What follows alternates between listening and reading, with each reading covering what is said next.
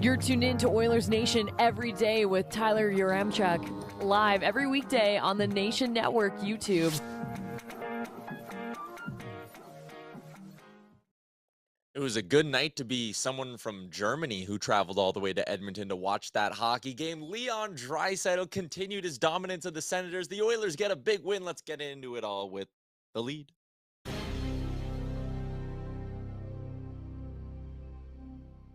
Done up, the Ottawa Senators. Edmonton gets back in the win column. It was a win on home ice, and they did it with their big guns. And there's actually a lot of other positives in this hockey game as well, but let's just start with this. Our friends in Germany, what a night. Leon Draisaitl scores 2, Timmy Stützle scores 2 as well, and after the game, they get to meet up with Leon Draisaitl. Earlier in the day, they met Tim Stützle. That was just awesome to see 4 of the total goals in that hockey game, and a wildly entertaining hockey game from an Oilers perspective as well. To see all of that happen, to see 4 goals come off the stick of a German-born player when these guys made a trip basically halfway around the world to come watch their team, that was awesome. These pictures we got after were great as well. Big shout out to Draisaitl and Stützle for not just scoring a bunch on the ice, but giving these fans some great memories off the ice as well. Liam, that was awesome. Yeah, it was really cool. And, you know, it's funny, when Stützle scored, I thought, oh, well, that sucks. But at least the Germans were there to see it. And it's great, like you said, that these two guys acknowledge that all these people came such a long way to watch him play. And I'm sure that it was just a coincidence. But, yeah, they put a great performance off on the ice and off the ice. Put a great performance together, too, actually going to meet these people as well. So you love to see it. Yeah, that was awesome. A great night for the Edmonton Oilers. Welcome into Oilers Nation every day, coming to you live from the Sports Closet studio. Check them out online, sportscloset.ca. Maybe you want to get a jersey for one of the Oilers' 200-point men. They got that for you. One of their 3 locations as well: Sherwood Park Mall, St. Albert Mall, and Kingsway Mall. We are live on the Nation Network YouTube, where Pradanesky's got the first comment of the day. German Gretzky, baby. What a win. Something special is brewing with this team. Joey, the backup optimist. Oilers Cup run inbound. Rusty, the reckless optimist. This team is going to be tough to play against in the playoffs, no matter where we finish in the standings. And he ends it with an emphatic, let's go Oilers. Sergeant Battle, call that the power of German engineering. I love that as well. Unbelievable night for the Edmonton Oilers. A 6-3 win, like I said. The only downside of last night is that they didn't get a lot of help on the out-of-town scoreboard. The standings, they did jump the Seattle Kraken, although now they got the game in hand. They're only a point up.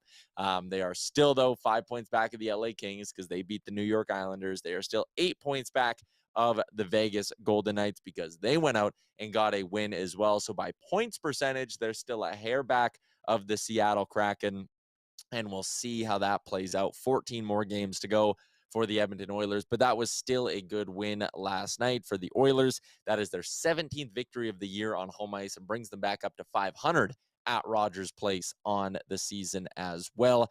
Plenty of positives from that game last night, so let's get into our 3 big things for that matchup, brought to you by our friends at AMA Travel. AMA Travel, they help us out with all of our nation vacations. Next year, going to be a big year also. They can help you out with your summer vacations as well, whether you're looking for hotels or whatever you need. AMA Travel has got you covered. We're going to talk about Leon Draisaitl in a second, Liam.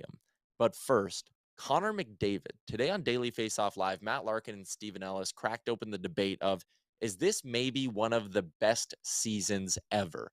Well, it's certainly the most productive season of this century. Since 2000, since we turned into this century, Connor McDavid now owns the best season with 129 points. Nikita Kucherov put up 128 in 82 games back in 2018-19, but McDavid has beaten that, and it only took him 68 games to do it. 56 goals and 73 assists.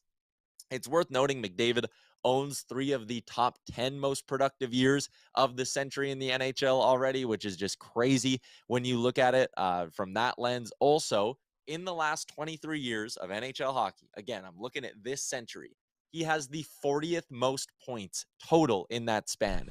He's only been around since 2015. It's absolutely crazy. I think when you consider the era and how difficult it is to score, how many fewer goals there are now compared to the 80s and the 90s, I think we're getting to a point where the conversation will be had that this year by Connor McDavid is the most impressive in NHL history. Yeah, I mean, if you don't think it's one of the best, then I don't think you're watching, to be honest, because like you said, Yeah. like he's most points in the cap era, I think it is too, right? It's something like that, pretty Mm-hmm. close anyway. So it's very impressive, and yeah, like you said, he's played 68 games. There's still more to go. Like, what is this man gonna do? This 70 goal mark is still within the conversation. For most players, it wouldn't be, but for Connor McDavid, because he can more than likely score 3 in a night most nights if he really, really wanted to. It's well within reach. So yeah, this guy is on another level right now, and it's impressive to watch. The 150 point mark has only been done 16 times in NHL history, and it has not been done since Mario back in 95, 96. And I know a lot of you will point to one of Wayne Gretzky's 4 200-point seasons and say, well, those are clearly the best because of, again, hitting the 200-point mark. And it is absolutely insane.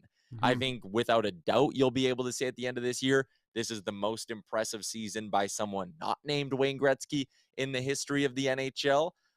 But I also think the gap here between McDavid and the rest of the league, it's just so wide. And yes, when Gretzky put up 215, Mario put up 141, there was a huge gap there. So, I mean, there probably really is a great argument that that 163 assist, 215-point season by Gretzky is still the best ever.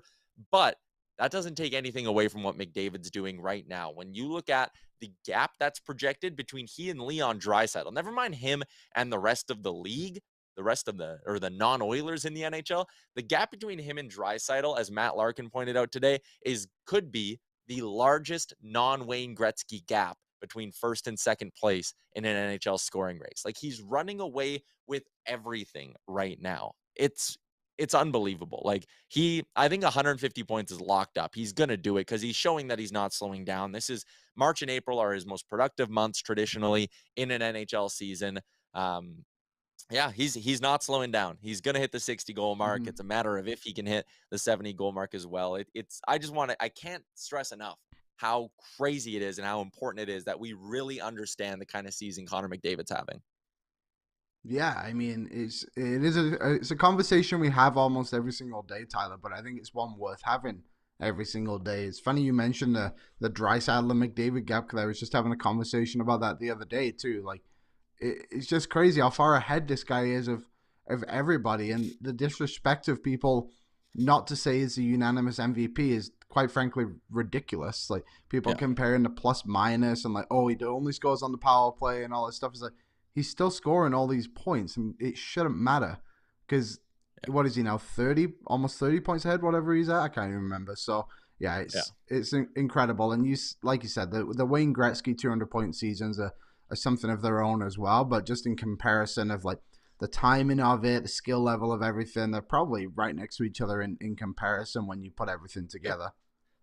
And that year when Gretzky did what he did, 143 of his 215 points were at even strength. So again, there were 72, 82 of those points, whatever the math ends up being there. Like, a good chunk of them were not at even strength. And I really don't like people using that as a reason to knock Connor McDavid, because it's as simple as this. If it was so easy to score on the power play, why wouldn't all the other superstars do it, right? If it was just a matter of being like, I'll turn up the Jets, I'll score some power play points. It's not like the other star players sit there and are like, listen, I'm going to take it easy on the power play. I don't want to get too many points with the man advantage. Like, I think that's just a super lame way to look at it. And he also does still lead the NHL in even strength points as well. He leads the NHL in even strength goals. And I mean, him and Leon Draisaitl and Ryan Nugent-Hopkins are just running away with the most power play points in the NHL.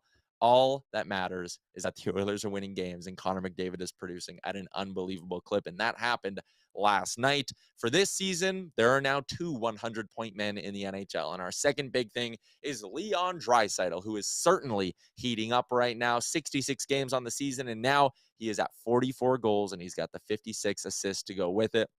I love that we put the game winners stat up in this column as well, because that's been an area he's shone, leading the NHL with 10 GWGs on the year. His 44 goals now ranks him third behind only David Pastrnak and his teammate Connor McDavid.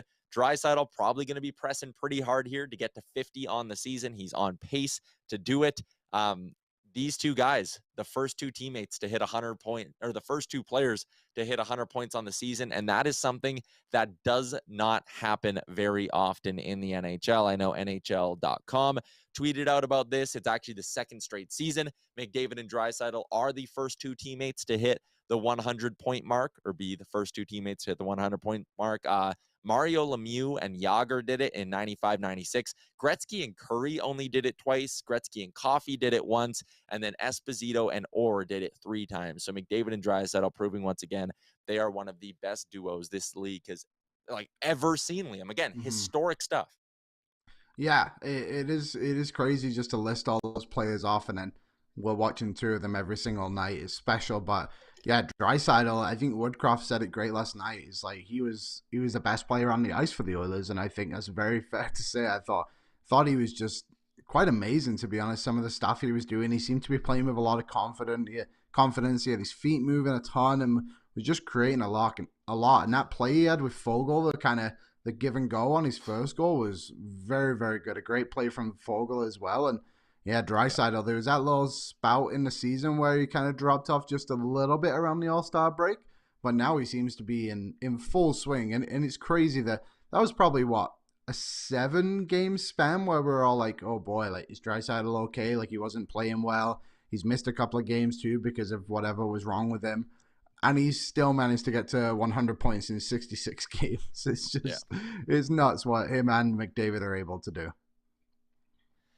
It's crazy. And focus back on last night for our third big thing, brought to you by AMA Travel. It's the Oilers were actually good at 5-on-5. I'm looking at the numbers from our friends at Natural Stat Trick. The shot attempts were 46-28. The shots were 25-21. The high danger shot attempts were 16-3 in that hockey game. High danger shot attempts, 16-3. That is absolutely crazy.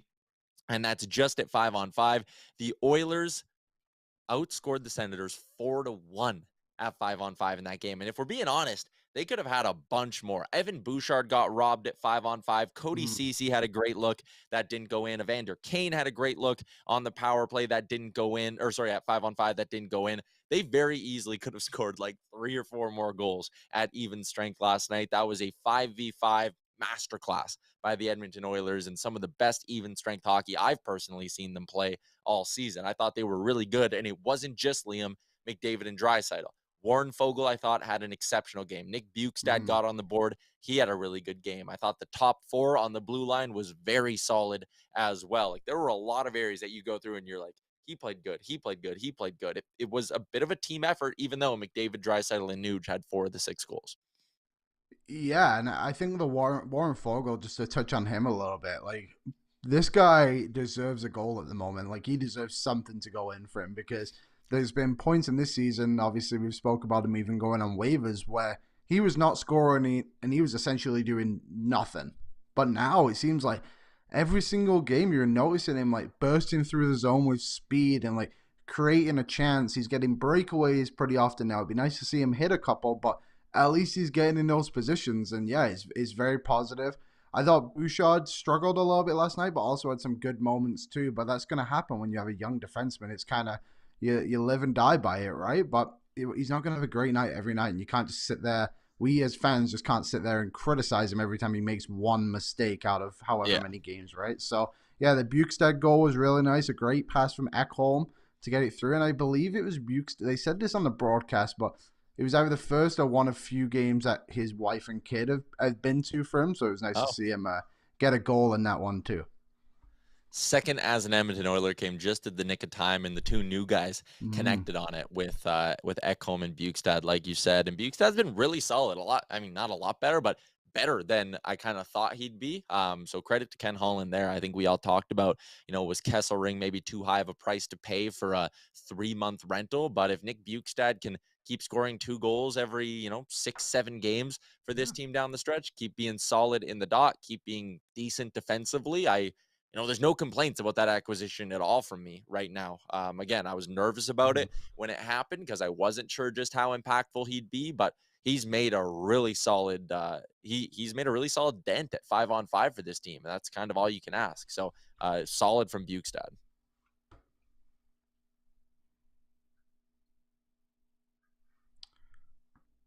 Oh, Am I back?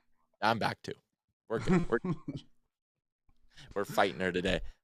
But yeah, Bukestad's been solid. He's come as advertised for the Oilers, and hopefully he can keep that up with 14 more games to go. We talked yesterday, both on this show and on Oilers Nation Radio, about like, what do we want to see the team do in the final 15 games of the season, so that, when game 82 wraps up, we're sitting here going, okay, the Oilers are playing their best hockey. And for me, it was just consistent efforts at 5-on-5. And another part of it was playing good at home ice, being unbeatable. I want whoever goes up against the Oilers in round one to be like, damn, it's going to be tough to beat this team at Rogers Place. And I think last night was a good step in that direction on all fronts as well. So no complaints from me about that game last night. Like, I know some people were like, the shorthanded goal wasn't great, or Skinner gave up 3 goals, but Skinner was north of a 900 on the game as a whole. Like, again, no complaints from me, Liam. No, I'm with you. The only thing I saw in After Dark last night, a lot of people were complaining about Bouchard. He had obviously that bad giveaway. I think it was his shot or whatever that led to the shorthanded goal. Like, it's fine. It's gonna happen. I was looking through the power play's clicking at 28% right now since Bouchard took over that quarterback role. You're gonna have nights where it's not gonna go your way sometimes for every single player. But let's also not forget that Bouchard had that big goal against Boston. He also had 2 assists against Toronto, and he had 2 assists against Winnipeg. That's all in a 7-game span. Like, he's almost playing at a point per game. So let's just lay off him a little bit and let this team just breathe every once in a while. Yeah, there you go. Those are our 3 big things, brought to you by our friends at AMA Travel. Before we move along, exciting announcement on Oilers Nation Everyday. The birthday party on Saturday is officially sold out. We are going to be packing the pint. I'll be chilling at the back bar, serving up drinks for everybody. And yes, no more tickets.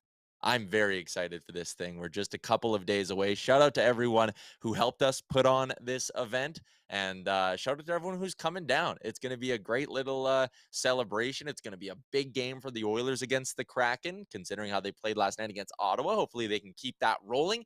It's going to be a great time. And again, sold out. No more tickets. That means it's going to be rocking at the Pint Saturday afternoon. Let's get to our guest today. And on our guest line, it's brought to you by Star Mechanical, one of Edmonton's top new home plumbing installers for the past 20 years. Their crews are highly qualified, and you can find out more at starmechanical.ca. Frank Seravalli is the insider over at Daily Faceoff. He's joining us now. And Frank, I'll get your thoughts on kind of our big conversation to start the show. And it was a conversation on DFO Live today with Matt Larkin. Connor McDavid, is he getting into the conversation of this could be one of the most impressive seasons ever in the NHL? Tyler, the audio sounds good. It looks like our video is super delayed. Yeah, at least it is on my end. So apologies there if I look like an absolute idiot. But to answer your question, yes, this is looking like, I said this before, and there's no proper way to really quantify it, but I think this is one of the top 3 individual seasons that we're seeing from an NHL player in league history. When you think about the impact that he's had, the consistency with which he's piled up points, then you look through really just everything that's unfolded. Like, to think that we were at a point in the somewhat recent past that Jamie Benn was leading the league, scoring 86 points in a single season, and Connor McDavid is on track for 154 this year. Like, we're hitting highs in point totals that I wasn't convinced that we'd ever see again. We were just, coming out of that thinking how special a 100-point season was. And so to be where McDavid is, really need to call on some friends in the next few days that are much smarter than me, that can do the math, to say, hey, yes, this really is right up there with a couple of the Gretzky or Lemieux seasons. Yeah, so Matt Larkin had a cool stat today, and it was, if this pace continues, the difference between first and second in scoring this year, that gap is going to be the biggest it's ever been in a year where someone other than Wayne Gretzky won the scoring title. So like this McDavid gap is greater than any season by someone not named Wayne Gretzky. And then it's also crazy when you sit there and think about, well, second in the league, the only player close in that gap, or close in air quotes, is his line mate, teammate, Leon Draisaitl. And for him to hit the 100-point mark last night, too, in a year where, he's been banged up at sometimes. He's talked about how he hasn't been thrilled with his play. Leon Draisaitl has still found a way to just be wildly productive for this hockey team. And really cool also that he hit 100 points on the night that the Germans are in town, of course, and gets to meet with them after the game. Shout out to Oilersnation Germany as well. Pretty awesome scene there, and pretty cool that they're going to be in town for the weekend, the party as well. So wish I could be there in Edmonton, but that's kind of the amazing thing about the bar that Leon Draisaitl has set in his career, in that he can be disappointed with his play and how the season has unfolded and think that he could do so much more, yet still be second in the league only to Connor McDavid in point production and total. Like, that really says a lot about, where he was when he entered the league to the level that he's risen to, that, he's entering that all-time great level and category that, I think when you take him outside of Edmonton and consider that production, it's pretty amazing to watch. It's been something, and the Oilers seem to be, there was more than just McDavid and Draisaitl that were the positives last night. Mattias Ekholm had a really solid game. Nick Bjugstad had a buzzer beater to end the second period. Frank, I think it's probably safe to say Ken Holland's pretty thrilled with his deadline ads. No, like Bjugstad and Ekholm have both been very good. Yeah, look, I mean, full marks to the Oilers for the fit to this point. And I was one of those people, happy to eat a healthy dish of crow, because I was one of those people just more or less thinking about the risk. And it's funny because sometimes I'm critical of NHL GMs when you think about this, saying that, they focus too much on what they're losing instead of worrying about exactly what they're gaining. And I was concerned not just about the power play, but more so about the locker room dynamic. Like, you take not only one of the most popular players in the room in Tyson Barrie out of it, but also someone that's a really close friend of Connor McDavid and that whole core. That I think that's just a calculus that a chemistry that sometimes you don't want to mess with. So it's the power play for sure, but as Jason Gregor likes to point out, Tyson Barrie was the fourth most important person on that power play. It's still a 20% part of a chunk of the power play that you're messing with.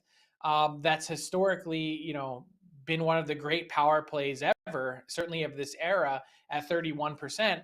But Bouchard hasn't missed a beat. And I think more importantly than that, Tyler, has been the way in which Mattias Ekholm has helped steady him and take pressure off of guys that are on the top pair, if that's what you want to call it, in Darnell Nurse. All of a sudden, Nurse feels like he doesn't have to do quite as much and doesn't need to make as many plays. I think sometimes that probably wore on him a bit, thinking, I'm the highest paid defenseman on this team. So much of what happens here comes down to me. If you know that you have someone in Ekholm likely coming over the boards next that can slow the game down a bit and make things a little bit cleaner and easier to navigate in your own end, that he's not coming over the boards every shift thinking that his hair's on fire. Yeah, and that's a really good point there as well. NHL GM meetings were this week, Frank, to move away from the Oilers for a second. Gary Bettman speaking today about the future of the salary cap and what could be happening there. What did you take from that Bettman thing? Because he talked about how there could maybe be a negotiation to pay off the rest of that debt, which is something you've reported a few times over the last couple of months. Yeah, I mean, look, the idea that this is going to come down to a negotiation really isn't a surprise. Anyone who's spent any time around NHL Commissioner Gary Bettman knows that nothing is free. So a negotiation is going to be just that, because by the letter of the law, the NHL doesn't have to do anything. Any debt that's remaining to be paid, even if it's $1 from players to owners, just institutes a $1 million increase in the salary cap. So if that's the case, and there's players that are eager to negotiate this salary cap up, and I think more to the point, even owners on Gary Bettman's side and certainly general managers and franchises are chomping at the bit to have this salary cap go up. This is a huge hot button issue that they have to settle. So to think that, the most of the debt, 95, 97%, whatever the number ends up being at the end of the day, will be paid off, and will be paid off in the first few weeks of next season, that you're going to go through the entire season with just a $1 million increase and then a really substantial jump for the following season doesn't really seem to make a lot of sense to anyone. But there's a lot of unknown factors here. As I said, Gary Bettman doesn't give out anything for free. So what does he want in return? And then the second part is, how will the new NHLPA executive director and Marty Walsh react? We don't know that yet. We don't have any sort of playbook for him. So we have an idea of what the Bettman playbook looks like, but not anything from the NHLPA side. Interesting. Just what do you think that gap could look like? You mentioned it. If they're short, then it could be $1 million increase. But if they find a negotiation, are we looking at like just $3-4 million on the increase, maybe a little more? Do you have a sense of what it could be? I think it would be somewhere in the neighborhood of 3 to 3.5 million, because he did say at the end of his press conference that if the debt was paid off, that it would jump to $4.5 million. And so I think what they're trying to avoid is heading into next season. Let's just hypothetically say that it is the $1 million increase and that debt is paid off quickly. Well, then what happens is the salary cap goes back linked to actual revenue that's in place and projections. And so you could see it go 1 million and then hypothetically 7 million or 7.5 or 8 million. And I don't think anyone wants, especially on the team side, as much as everyone might be excited about a $7 to $8 million increase, I think owners probably are sitting there saying, we don't necessarily want to give our GMs that much money to spend in one chunk. Let's be measured here. Let's have a stepped approach to it. And I think that's where it's ultimately going to end up. And I've been saying to you for months that I've never been more confident that it is increasing. But when you hear Gary Bettman say it publicly for the first time that they're maybe sort of kind of open to a negotiation, he's sort of slightly tipping his hand a little bit that that's certainly what's around the corner. So if it were to only go up $1 million, the Oilers would have, according to Cap Friendly, $8.5 million in cap space for next season. And they have a lot of contracts already signed. Like their RFAs would be McLeod, Costin, and Evan Bouchard. Their UFAs would be Derek Ryan, Matthias Janmark, Devin Shore, and Nick Bukestad. Let's say it is to go up $3 or $4 million, Frank. Do you think that simply changes how the Oilers handle Evan Bouchard, or do you think they're looking at a bridge no matter what and could maybe look to spend a little bit of that money on some upgrades in free agency? Like that difference in money, how much do you think it changes the Oilers playbook for the summer?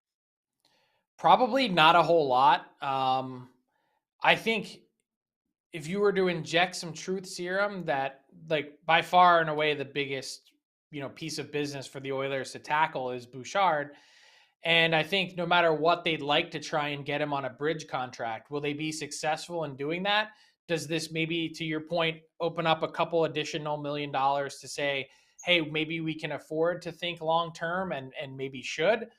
All I'll say is I think the calculus here is really interesting also with regards to the power play. Like we will now have seen, a player that for the most part this season has, I don't want to say disappointing, but his point production certainly wasn't at the level that we saw previously. And now does it ratchet up in such a significant way that it changes sort of the optics of what it's like going into this, free agency period, even as a restricted guy, just thinking this guy could be pretty expensive given his knack and ability to run our power play, which is obviously an element moving forward that the Oilers are really going to need given the talent that they have up front. Fantastic stuff as always, Frank. We'll chat again with you next week, and you'll be on a new episode of the DFO Rundown that drops tomorrow as well. Thanks for doing this. See you, Tyler. All right, there you go. Frank Seravalli for our friends at Star Mechanical, one of Edmonton's top new home plumbing installers for the past 20 years. Find them online, starmechanical.ca. We're going to get to our Betway wrap in just a second here, but first, bagged milk might literally kill me if I don't talk about this. Baby Nuge. A big shout out to Ryan Nugent-Hopkins and his wife, who made the announcement today that there is going to be a little nuggie coming around with Ryan Nugent-Hopkins and his wife, again announcing that they're expecting what a year for RNH. Career season on the ice. I guess you could call it a career year off the ice, or is that weird to say? Anyway, shout out to Ryan Nugent-Hopkins for that one. Bag Milk wanted me to give him some love. So there you go. Our Betway wrap for tonight. Aaron, do you want to hit that button? Do we have the button today? There you go. I'm not sure if we're going to have Liam back because we're fighting the internet a little bit again today. But I will go ahead and give my picks for this evening. I got 2 of them, courtesy of our friends over at Betway. The first one, the Jacob Vrana shot prop out in St. Louis. He's hit it 3 or 4 games since joining the Blues, and it's plus money. I'd be all over that. And also the over between Washington and Buffalo. Both of these teams are averaging more than 6.5 total goals over their last 5. I think it's a good spot to roll with the over there. There you go. Liam is back. Liam, what do you like tonight, courtesy of our friends at Betway? Tonight I went with a William Nylander goal. I think it was plus 125 around there. He's hit it in back-to-back games. And then the other one, what was the other one I went with? Let me pull it up quickly here for myself. I forgot off the top of my head. Classic. But the William Nylander one, yeah, hit in back-to-back games. I'm pretty sure he had one against the Oilers too, so maybe that's 3 of the last 4. And the other one, Tyler, loading for me. There we go. Dylan Cousins over 2.5 shots plus 100 even money. Hit that one in back-to-back games too. And the Buffalo Sabres tonight are in Washington. So, be an interesting game.